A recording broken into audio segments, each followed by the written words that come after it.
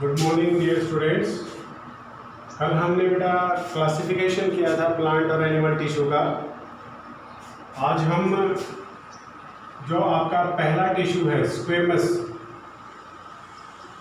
उसकी क्लासिफिकेशन पढ़ेंगे। Squamous tissue की स्क्वेमस टिश्यू में एपिथेलियल टिश्यू की जो क्लासिफिकेशन है उसको हम स्टडी करते हैं आज। कौन सा है एपिथेलियल टिश्यू? कौन सा होगा? Epithelial tissue. एपिथेलियल टिश्यू के अंदर आपके सबसे पहला जो टिश्यू आया था वो कौन सा था बेटा? स्क्वेमस टिश्यू था। कौन सा था? Squamous tissue. स्क्वेमस टिश्यू कौन सा होता है बेटा? वो टिश्यू जो सिंगल लेयर ऑफ सेल से मिलकर बनता है। The tissue which are made up of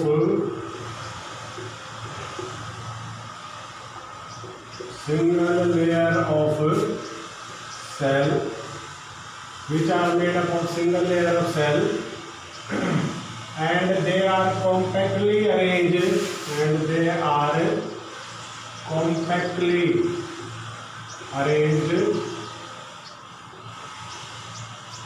having smooth surface.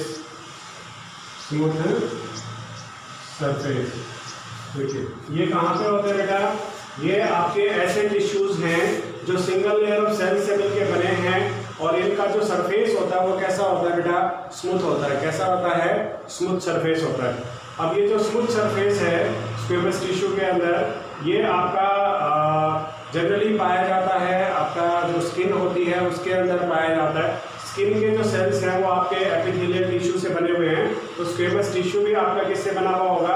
आपका जनरली ऐसी लेयर ऑफ सेल्स है जो आपकी स्किन की फॉर्मेशन करते हैं, या फिर ऐसा सरफेस जो स्मूथ हो, चाहे वो इंटरनल लाइनिंग हो चाहे आउटर लाइनिंग हो आपकी, उससे बना हुआ हो। ठीक है। दूसरा और तीसरा जो आपका टिश्यू था इसके अंदर कौन सा था बेटा? क्यूबोइडल, और तीसरा था आपका कोलुमिनार। इनका नाम पड़ गया इनकी शेप की वजह से। शेप अगर मान लीजिए क्यूब लाइक है, if shape is cube like, shape अगर क्यूब लाइक है तो उसे क्या कहा जाता है? क्यूबोइडल। और शेप अगर मान लीजिए पिलर शेप है, पिलर शेप सेल, तो उसे क्या कहा जाता है बेटा? कोलुमिनार कहा जाता है। क्या कहा जाता है? कोलुमिनार कहा जाता है। ठीक है। तो ये जो आपका पिलर शेप सेल्स हैं ये कोलुमिनार हैं। क्यूबोइडल हैं तो ये कौन से हो गए बेटा? आपके शेप अगर क्यूब लाइक है तो क्यूबोइडल हो गए, पिलर लाइक है तो कोलुमिनार हो गए आपके। और चौथा कौन सा था बेटा? सीलिएटेड। अगर क्यूबोइडल और कोलुमिनार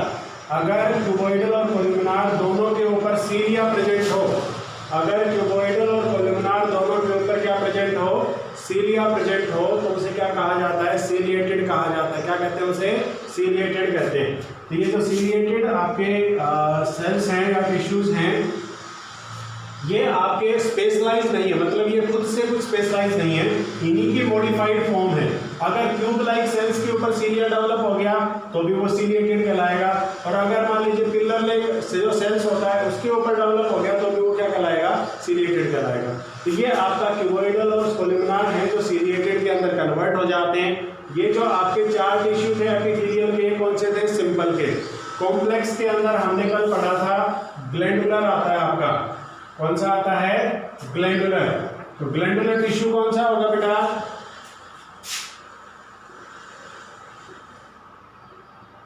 ग्लैंडुलर टिश्यू कौन सा होगा? Glandular tissue. तो ये कॉम्प्लेक्स टिश्यू का टाइप है। ग्लैंडुलर मतलब जो कुछ सेक्रीट करते हैं। सेक्रीट करने का मतलब क्या होता है? जो कुछ बनाते हैं, हार्मोन हो चाहे एंजाइम हो, उसे क्या कहा जाता है? ग्लैंडुलर टिश्यू कहा जाता है। अब ये जो ग्लैंडुलर टिश्यू है ये आपका दो टाइप का होता है बेटा। एक तो कौन सा हो गया? एक्सोक्राइन, और दूसरा कौन सा होता है? एंडोक्राइन। एक एक्सोक्राइन है और दूसरा कौन सा है? एंडोक्राइन। एक एक्सोक्राइन और दूसरा कौन सा हो गया, एंडोक्राइन हो गया।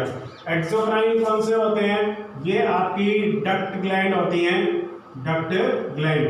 डक्ट ग्लैंड का मतलब यहाँ पे ग्लैंड है, यहाँ पे ब्लड वेसल, इसको यहाँ से यहाँ पे अपना सेक्रेशन पहुँचाना है, तो उसके लिए क्या करेंगे, एक ट्यूब लाइक स्ट्रक्चर का निर्माण करेंगे यहाँ से यहाँ तक, ताकि इसके अंदर से जो सेक्रेशन है वो कहाँ पे पहुँच जाए, ब्लड वेसल्स पे पहुँच जाए। तो ऐसे आपकी जो ग्लैंड जिनके अंदर डक्ट होती है और वो डक्ट के थ्रू क्या करते हैं, आपका अपना सेक्रेशन ब्लड तक पहुँचाते हैं, ऐसी ग्लैंड को क्या कहा जाता है, एक्सोक्राइन ग्लैंड। क्या कहते हैं उसे, एक्सोक्राइन।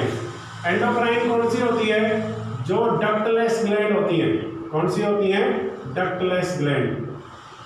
कौन सी होंगी, डक्टलेस ग्लैंड होंगी, उसे क्या कहा जाएगा, एंडोक्राइन ग्लैंड कहा जाता है। जनरली ये जो ग्लैंड है ये क्या सेक्रेट करती है बेटा, एंजाइम, और ये ग्लैंड क्या सेक्रेट करती हैं, हार्मोन।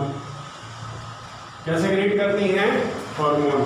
ठीक है, दोनों में फर्क पता चल गया ना, ये एंजाइम सेक्रेट करती है और ये क्या सेक्रेट करती है बेटा, हार्मोन सेक्रेट करती है। तो एंजाइम और हार्मोन दो तरह की चीजें हो गई यहाँ पे। और ये डक्टलेस ग्लैंड है, तो यहाँ पे आपकी ये एंडोक्राइन ग्लैंड होगी, बिल्कुल इसके नजदीक ही क्या होता है, ब्लड वेसल, या आप ये कह सकते हो ब्लड वेसल के बिल्कुल नजदीक आपकी जो ग्लैंड है वो कौन सी होगी, एंडोक्राइन, और जो ब्लड वेसल से दूर होगी वो कौन सी होगी, आपकी एक्सोक्राइन। ठीक है, अब इसके बाद इसके अंदर बेटा जंक्शंस आते हैं। जंक्शंस हमने कल पढ़े थे, 3 टाइप के होते हैं बेटा। 3 कौन कौन से टाइप्स के होते हैं, देखिए, पहला आता है आपका गैप जंक्शन, गैप जंक्शन। दूसरा कौन सा आता है, टाइट जंक्शन, और तीसरा कौन सा आता है, adhering junction. Gap junction, tight junction, और तीसरा कौन सा आ गया, अडहेरिंग जंक्शन आ गया। तो गैप जंक्शन क्या होता है, गैप जंक्शन का मतलब होता है जिसके बीच में जैसे 2 टिश्यूज आपस में मिले हुए हैं और उनके बीच में क्या मौजूद हो बेटा, गैप मौजूद हो। तो ऐसे आपके जंक्शन को क्या कहा जाता है, गैप जंक्शन कहा जाता है। ये जो गैप जंक्शन है जनरली आपके जो सॉफ्ट सरफेसेस होते हैं, या फिर जो आपके जिन सरफेसेस का एक सरफेस स्मूथ हो, उनके अंदर ये आपका गैप जंक्शन पाया जाता है। 2 सेल्स के बीच में जगह होगी तो उस जंक्शन को क्या कहा जाएगा बेटा, गैप जंक्शन। टाइट का मतलब क्या होता है, जिसमें आपका बिल्कुल भी स्पेस ना हो, सेल से सेल अटैच्ड हो, चिपका हुआ ना हो, सिर्फ अटैच्ड हो, दोनों के बीच से कोई दूसरा सब्सटेंस ना गुजर पाए, उसे क्या कहा जाता है, टाइट जंक्शन कहा जाता है। क्या कहते हैं उसे, टाइट जंक्शन कहते हैं। और तीसरा कौन सा आता है, अडहेरिंग जंक्शन।